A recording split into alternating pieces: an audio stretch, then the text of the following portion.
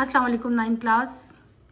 बेटे अपने last lecture में हमने वेजिटेटिव प्रोपगेशन जो है वो स्टार्ट की थी। मैंने आपको बताया था वेजिटेटिव प्रोपगेशन जो है it is of two types, एक होती है नेचुरल और एक होती है वेजिटेटिव। नेचुरल वो थी जो कि प्लांट जो हैं वो अपने ही स्ट्रक्चर जैसे कि स्टेम, रूट और लीव्स हैं उनसे रिप्रोड्यूस कर रहे थे।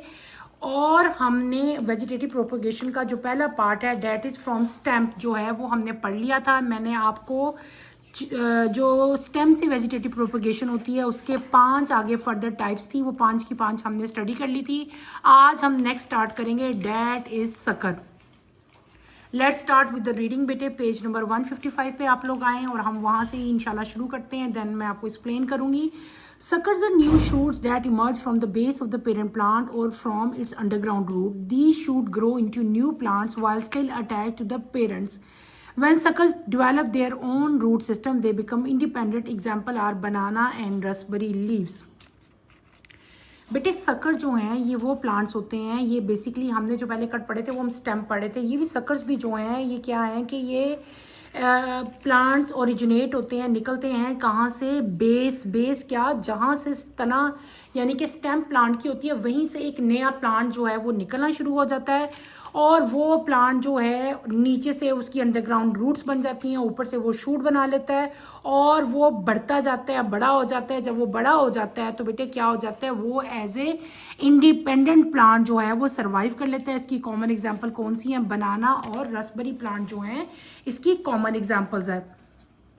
अगर आप इस पेज पे आते हो यहाँ पे एक डायग्राम दी हुई है, अगर आप गौर से देखो दिस इज बनाना ट्री। बेटे ये पेरेंट ट्री था, ये जो बड़ा ट्री नजर आ रहा है, लेकिन इसके साथ छोटा सा रहा एक और प्लांट, एक आप देखो सो स्टेम ओरिजिनेट हो रही है, निकल रही है, जो कि इस पौधे की, इस ट्री की बेस से निकल रही है। बेस का मतलब होता है बिल्कुल स्टार्ट, वहां से निकल रही है। जब ये थोड़ी सी और बड़ी हो जाएगी तो ये यहाँ से अलग हो जाएगी, सेपरेट हो जाएगी, ठीक है। फिर ये ट्री कट ऑफ भी हो जाए, कुछ भी हो जाए, लेकिन ये ट्री जो है ये ग्रो करता रहेगा। इस तरह की जो ग्रोथ है जो कि स्टेम की बेस से शुरू होती है, इसको हम लोग क्या कहते हैं? सकर कहते हैं। और इसकी कॉमन एग्जाम्पल क्या है? बनाना ट्री है। क्लियर हो गया बेटे? नेक्स्ट हम आते हैं modified leaves. The leaves of some plant, for example, bryophyllum, are modified from vegetative propagation. Such leaves have buds at their margin. When leaves fall on the ground, they grow bud into new plant. कुछ plants ऐसे होते हैं कि जिनके leaves जो हैं, अगर वो पत्ते अगर हम मिट्टी के अंदर उनके लगा दें ना तो बेटे उस लीव में से नया प्लांट जो है वो निकल जाता है। अगर आप वो लीव जो है वो खुद तोड़ के लगा दो ना, मतलब अगर ट्री से मैंने वो लीव ले लिया और उसको मैंने सॉइल के अंदर इस तरह मतलब खड़े होने वाली फॉर्म में, ये आधा एरिया इसका मिट्टी में कर दिया, आधा मैंने बाहर रहने दिया, तब भी न्यू प्लांट इससे निकल आता है।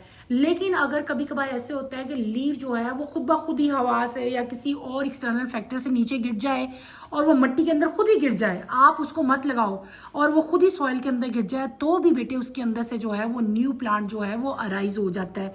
कॉमन एग्जाम्पल इसकी कौन सी है? कॉमन एग्जाम्पल इसकी है ब्रायोफाइलम। ये ब्रायोफाइलम का लीफ है। देखो बेटे अगर आप गौर करो तो इसके हर एज से जो है एक नया प्लांट अराइज हो रहा है। छोटी छोटी बर्ड है, ये बर्ड बड़ी होती है तो ये पूरा एक नया प्लांट बन जाता है, यहाँ पे एक अलग प्लांट बन जाता है, हर जगह से देखो प्लांट निकल रहा है, नजर आ रहा है आपको? दिस इज ब्रायोफाइलम, ये इस प्लांट का नाम है और इसके अंदर लीव्स की वजह से जो है इसकी रिप्रोडक्शन होती है, यानी कि नया प्लांट जो है वो लीफ की वजह से होता है। अब हमने क्या कर लिया बच्चों, हम लोगों ने जो नेचुरल प्रोपगेशन था वो हमने कंप्लीट कर लिया। अब जो हम नेक्स्ट स्टार्ट करेंगे डेट इज आर्टिफिशियल प्रोपगेशन, यानी कि वो प्रोपगेशन जो कि ह्यूमन बीइंग जो है वो खुद करते हैं। इसमें बहुत सारी टेक्निक्स जो हैं वो इन्वॉल्व होती हैं। Let's start with the reading.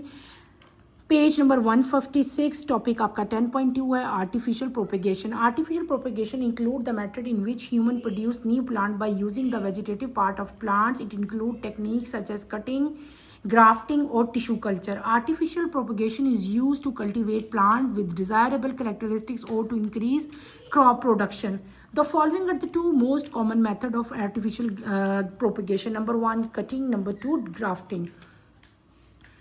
Artificial propagation वो प्रोपगेशन होती है जो कि नेचुरल वे से नहीं होती, बल्कि उसे ह्यूमन बीइंग जो है वो खुद करते हैं, यानी कि ह्यूमन बीइंग खुद न्यू प्लांट जो है वो प्रोड्यूस करते हैं बाय वेजिटेटिव पार्ट्स लेके हम खुद नया प्लांट जो है वो ग्रो करते हैं। आर्टिफिशियल प्रोपगेशन जो है उसकी बहुत सारी टेक्निक्स हैं, यानी कि नया प्लांट बनाने के लिए बहुत सारे मेथड्स यूज़ होते हैं।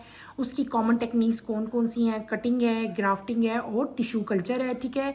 और ये बहुत इंपॉर्टेंट एक फिनोमेना है। इसकी वजह से जो है हम अपनी डिज़ायरेबल करेक्टर के जो प्लांट्स हैं बेटे वो डेवलप कर सकते हैं। इसके अलावा इसकी वजह से हम लोग अपनी जो क्रॉप की प्रोडक्शन है उसको भी इंक्रीज कर सकते हैं।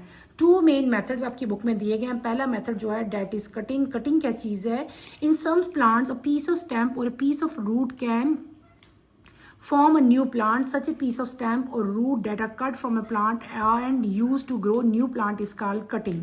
Cuttings are widely used to propagate house plant, ornamental tree, shrub and some fruit crops. Rose and grapevines are grown from stem cutting. Sweet potato is grown from root cutting. Cutting क्या चीज़ है? Cutting एक ऐसा phenomena है जो कि artificial propagation ही की type है। इसमें क्या होता है कि बेटे हम लोग क्या करते हैं, किसी भी स्टेम का एक पीस लेते हैं या किसी भी रूट का एक पीस लेके उसे सॉइल में ग्रो करते हैं, तो वहाँ से क्या होता है एक न्यू प्लांट जो है ओरिजिनेट हो जाता है। इस प्रोसेस को जिसमें हम लोग रूट या स्टेम का पार्ट लेके नया प्लांट बनाते हैं, उस प्रोसेस को हम लोग क्या कहते हैं? कटिंग कहते हैं। कटिंग से हम लोग बहुत सारे बेटे हाउस प्लांट जो ऑर्नामेंटल जो सजावट के लिए प्लांट्स यूज़ होते हैं, इसके अलावा ट्री, श्रब्स और फ्रूट्स में भी, क्रॉप्स में भी जो है ये वाला प्रोसेस जो है यूज़ होता है। कॉमन एग्जांपल इसकी जो है वो क्या है? रोज़ प्लांट है। अगर आपके घर में कहीं रोज़ लगा है तो रोज़ की अगर आप लोग स्टेम सिंपल काट के और सॉइल में स्टेम्प ही लगा दो ना, तो उसकी स्टेम्प ही से जो है वो न्यू प्लांट जो है वो ग्रो कर जाएगा। उसके लिए आपको पूरा नया प्लांट लाने की ज़रूरत नहीं है। और ये बहुत इंपॉर्टेंट फिनोमेना है। इससे जो है बहुत ज़्यादा इसके सिग्निफिकेंस मतलब इसके बहुत ज़्यादा अच्छे रिजल्ट्स आते हैं। हम अपनी मर्ज़ी के जो है वो प्लांट्स ग्रो कर सकते हैं। हम क्रॉप की जो यील्ड है वो भी हम जो है इंक्रीज कर सकते हैं। ये यहाँ पे आपको इसकी एग्जांपल दी गई है कि कटिंग जो है वो किस तरह होती है, ठीक है। हम कटिंग स्टेम की कटिंग जो है वो ईजिली जो है वो ग्रो कर सकते हैं। दूसरा मेथड आपको क्या दिया हुआ है? That is grafting. Grafting is the joining of 1, 2 और more plant part of the same type to form a single plant. In grafting a bud और small stem of one plant is attach to the root और stem of the second plant. Grafting enables to combine the beneficial characteristics of two plants. This method is used to propagate almost all commercial tree plants. For example, almond, plum, cherries, many ornamental trees and shrub. What is grafting? Grafting बेटे एक ऐसा procedure है जिसमें 2 या 2 से plant जो हैं same type के या अलग टाइप के भी हम क्या कर सकते हैं, एक दूसरे प्लांट के ऊपर ग्रो कर सकते हैं। होता बेसिकली क्या है कि देखो बेटे, अगर आपके पास कोई एक प्लांट है और आपको लग रहा है कि इस प्लांट, ये जो मेरे पास एक प्लांट है, इस प्लांट के ऊपर जो है ना वो फ्लावर सपोज सही नहीं आ रहे, या इसके ऊपर जो फ्रूट है वो ठीक तरह से जो है अच्छा फ्रूट नहीं लग रहा, उसी स्पीशी का अगर सेम ट्री भी आपके पास अवेलेबल हो और उसमें अच्छा फ्रूट दे रहा हो वो, तो हम क्या करेंगे कि उस ट्री की एक स्टेम्प लेंगे जो कि अच्छा फ्रूट दे रही थी, उसकी स्टेम्प को मैं दूसरी के ऊपर जाके क्या कर लूँगी, उसके ऊपर रख के और उसको ज्वाइन कर दूंगी, ठीक है। तो उस प्रोसेस को हम लोग क्या कहेंगे, ग्राफ्टिंग करने के। ग्राफ्ट क्या होती है, जो नई स्टेम्प हम उस प्लांट पे लगाएंगे ना, उसको, उस स्टेम को हम लोग क्या कहते हैं, ग्राफ्ट कहते हैं, और उस प्रोसेस को पूरे को क्या कहते हैं, ग्राफ्टिंग कहते हैं, ठीक है। ग्राफ्टिंग का जो प्रोसेस है बेटे, ये बहुत सारे जो फ्रूट ट्रीज होते हैं ना, जैसे कि एलमंड है, प्लम है, चेरीज है, इन ट्रीज के साथ जो है ग्राफ्टिंग जो है ये की जाती है। ग्राफ्टिंग बहुत इंपॉर्टेंट फिनोमेना है। ग्राफ्टिंग से जो है बहुत सारे हम फ्रूट्स की जो यील्ड है उसको इंक्रीज कर सकते हैं। अपनी मर्जी के डिज़ायरेबल कलर के फ्लावर जो हैं वो हम ग्रो कर सकते हैं। तो ये आपकी बुक में यहाँ पे एग्जांपल दी हुई है ग्राफ्टिंग की। ग्राफ्टिंग कैसे करते हैं, suppose this is parent plant, ये एक पेरेंट प्लांट है और आपने इसका यहाँ से आपने कट करना है और एक नई स्टेम्प आप लेके आओगे किसी और प्लांट की, लेकिन इसी स्पीशी की होनी चाहिए। अगर किसी सपोज आपने एलमंड की ट्री की कर रहे हो तो एलमंड ही की ग्राफ्ट ऊपर ला के लगाओगे। अब ये आपका ये वाला प्लांट था पेरेंट प्लांट, इसकी स्टैम्प आप किसी और प्लांट की लाए, आपने इसको इसके साथ ज्वाइन किया और किसी भी टेप के साथ, किसी भी चीज़ के साथ आपने बांध दिया, कुछ दिन के बाद आपने ये उतार दी तो ये इसके ऊपर जो है ग्रो करना शुरू हो जाएगा। इसके वेस्कुलर टिश्यूज़ और इसके वेस्कुलर टिश्यूज़ आपस में बेटे मिल जाएंगे और ये एक ही प्लांट बन के ग्रो करेगा। और इस पूरे प्रोसेस को हम लोग क्या कहते हैं, ग्राफ्टिंग कहते हैं। ग्राफ्टिंग से जो है हम लोग एक ही प्लांट में दो तरह के कैरेक्टर जो हैं वो हम लोग ले सकते हैं। कभी ग्राफ्टिंग में इवन हम लोग एक ही प्लांट के ऊपर दो डिफरेंट कलर के फ्लावर्स भी जो है वो भी ग्रो करवा सकते हैं। और दो एक ही पौधे पे आपको दो तरह के रोजेस भी नजर आ सकते हैं, रेड भी नजर आ सकता है, व्हाइट भी नजर आ सकता है, इवन पिंक भी नजर आ सकता है। ठीक है, ये तो हमने क्या पढ़ लिया, ये हमने पढ़ लिया आर्टिफिशियल प्रोपेगेशन, जिसमें आपके आगे कटिंग और क्या आ गई बेटे, ग्राफ्टिंग आ गई। नेक्स्ट आपके आते हैं एडवांटेजेस और डिसएडवांटेज के। इस पूरे प्रोसेस के एडवांटेज क्या हैं और इसके डिसएडवांटेज क्या हैं। Vegetative propagation allows to produce many new plant in short time. The new plant are exactly like the parents, so they all have the good character. This mean useful quality like good fruit and strong growth or pass to the next generation.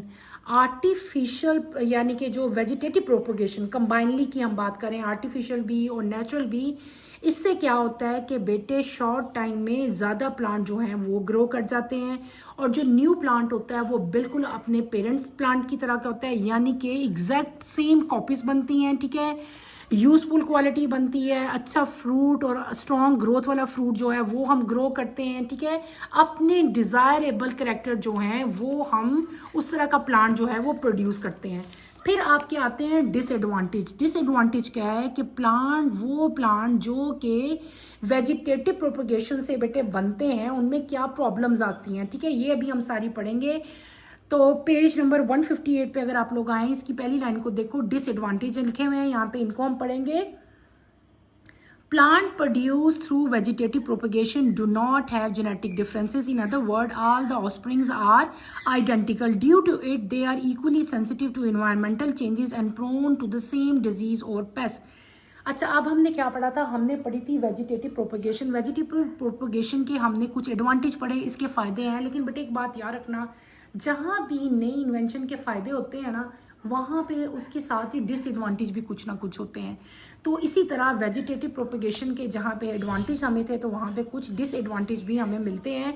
सबसे बड़ा disadvantage हमें क्या मिलता है कि ये तमाम के तमाम प्लांट्स जो हैं वो क्या होते हैं, वो आइडेंटिकल कॉपीज़ होती हैं किसकी, अपने पेरेंट्स प्लांट्स की, यानी कि इनके अंदर जेनेटिकली कोई डिफरेंस नहीं होता। और ये सारे के सारे ऑफस्प्रिंग क्या हैं, ये आइडेंटिकल होते हैं। कहने का मतलब ये हुआ कि ये आइडेंटिकल हैं, यानी कि इनके अंदर वेरिएशन ही नहीं आ रही, सारे के सारे सेम एक जैसे होंगे। और इसकी वजह से ये सेंसिटिव होंगे टूवर्ड इन्वायरमेंटल चेंजेस, यानी कि जो इन्वायरमेंटल कंडीशन है, जैसे कि एक्सट्रीम टेम्परेचर है, वो बहुत हॉट हो या बहुत कोल्ड हो, वो उसके अगेंस्ट भी सेंसिटिव होती हैं, ऐसी जो आपकी वेराइटीज़ हैं। और फिर क्या होती हैं कि इनको सेम डिजीज़ और सेम पेस्ट जो है वो अटैक करते हैं। ठीक है, ये क्या हो गए, ये इसके दो मेजर जो है वो डिसएडवांटेज हो गए। तो बेटे हमने अपने टॉपिक में वेजिटेटिव प्रोपगेशन जो है वो आज कंप्लीट कर ली। मैंने आपको आर्टिफिशियल मेथड और मैंने आपको जो नेचुरल मेथड है वो सारे मैंने आपको कंप्लीट करवाए। आर्टिफिशियल मेथड की जब हमने बात की थी तो मैंने आपको बताया था कि आर्टिफिशियल मेथड वो हैं जो कि ह्यूमन बींग्स खुद करते हैं, और उसमें दो हमने आर्टिफिशियल पढ़े, एक हमने कटिंग पढ़ा और एक हमने कौन सा पढ़ा बेटे, एक हमने ग्राफ्टिंग पढ़ा। ये दोनों प्रोसेस कैसे किए जाते हैं, किस तरह करते हैं, क्योंकि ये ह्यूमन बींग्स खुद करते हैं, ये आर्टिफिशियल है। तो बेटे मैं आपको ये दोनों प्रोसेस अभी करके दिखाऊंगी, कैसे कटिंग की जाती है, कटिंग से नया प्लांट कैसे ग्रो होता है। दूसरा प्रोसेस था, कौन सा प्रोसेस था, ग्राफ्टिंग के हम लोग ग्राफ्ट कैसे ग्रो करते हैं, ग्राफ्ट कैसे लगाते हैं। ये सारा प्रोसेस बेटे अभी मैं आपको डिटेल से करके दिखाती हूँ, आप लोग इसको देखें ताकि आपको क्लियरली जो है वो पता चल सके कि ये प्रोसेस जो है ये आर्टिफिशियली किस तरह किए जाते हैं। तो लेट्स सी बेटे ये कैसे हो रहे हैं। जो है मैंने लगाई थी इसलिए मैंने चाहा कि मैं आपको वो दिखाऊं। बेटे दिस इज स्नेक प्लांट। ठीक है, ये स्नेक प्लांट है। मैंने क्या किया, मैंने इसका एक लीफ कट किया था। लीफ सिंपल लीफ कट करना है, आप कहीं से भी कट कर लो, दरमियान में से बिल्कुल अपर डाउनवर्ड कहीं से भी एक लीफ कट करो। कट करके मैंने क्या किया था, मैंने उस लीफ को, ये दो लीव्स मैंने दो कटिंग ली थी लीव्स की, इनको मैंने पॉट में ग्रो कर दिया था। आफ्टर फ्यू डेज, कुछ दिनों के बाद, आप गौर करो जरा, इधर फोकस करें जरा, ये देखें आप लोग, देखो तो यहाँ से न्यू प्लांट, ये मैंने लीव्स की कटिंग लगाई है, ये देखो ये दोनों कटिंग्स हैं। और यहाँ से क्या हुआ कि नया प्लांट इस लीव से भी निकलना शुरू हो गया, इस प्लांट से भी निकलना शुरू हो गया, ठीक है।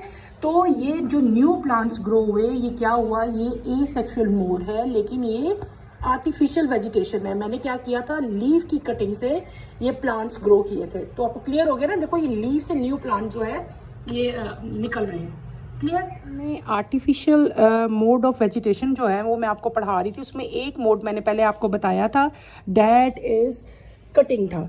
अब जो दूसरा मोड मैंने आपको अभी पढ़ाया और एक्सप्लेन किया वो क्या था, वो ग्राफ्टिंग था। ये मेरे पास एक बड़ी स्टेम्प आपको नजर आ रही है बेटे, ये प्लांट है जो कि सॉइल में ग्रो हुआ हुआ है इस टाइम, ठीक है। उसकी एक स्टेम्प है जो कि ये जो प्लांट है मेरे पास, ये एक मतलब ये हेल्दी नहीं है, ठीक है। इसमें जो फ्लावर लगते हैं ना वो इतने अच्छे नहीं होते, मुरझाए मुरझाए से फूल होते हैं। लेकिन मेरे पास सेम ऐसा ही एक और प्लांट मेरे लॉन में ग्रो किया हुआ है, उसके जो फ्लावर्स हैं वो ज़्यादा हेल्दी हैं। अब मैं क्या करूँगी, मैं इसमें जिसके प्लांट जो हैं, जिसके जो फ्लावर्स हैं वो अच्छे कलर नहीं है या वो अच्छे ग्रो नहीं कर रहे, मैं इसमें ग्राफ्टिंग करूँगी। क्या करूँगी, ग्राफ्टिंग करूँगी। हमने जिस प्लांट में ग्राफ्टिंग करनी है वो प्लांट सॉइल में लगा होना चाहिए with roots, shoots, stems, of everything जो है, एक पूरा का पूरा जो है लिविंग जो है वो प्लांट होना चाहिए। अब आपने करना क्या, देखो मैंने इसके दरमियान में ये एक कटिंग की है, एक कट लगा दिया, ठीक है। और एक और मैंने स्टैम्प ली है, ये स्टैम्प ली है और इसको मैंने नीचे से वी शेप में जो है कट कर लिया। ये जो है ये ग्राफ्ट है। ये जो छोटी सी स्टैम्प मैंने ली है इसे हम ग्राफ्ट कहते हैं, और जो प्रोसेस मैं करने लगी हूँ बेटे उसको क्या कहते हैं, हम ग्राफ्टिंग करते हैं। मैं क्या करूँगी, मैं इसको इसके अंदर पुट कर दूँगी, देखो चला गया। अब मैं इसको ऐसे ज़ोर से पकड़ूंगी और इसको मैं अच्छी तरह से किसी भी थ्रेड की मदद से जो है वो इसको दबा दूंगी ताकि ये इसके अंदर से निकले ना, बिल्कुल भी ना निकले। जस्ट ये देखो जैसे मैं अभी कर रही हूँ, ठीक है, ऐसे समवट। ये देखो ये अब ये क्या लग गया बेटे, ये ग्राफ्ट लग गया। और ये जो मैंने प्रोसेस पूरा किया है दिस इज ग्राफ्टिंग, अगर आपको नज़र आ रहा हो। अब नीचे से नीचे वाली स्टेम जो थी ये क्या थी, ये ओरिजिनल प्लांट था जो कि सॉइल में लगा हुआ था, ट्री था ये एक छोटा सा।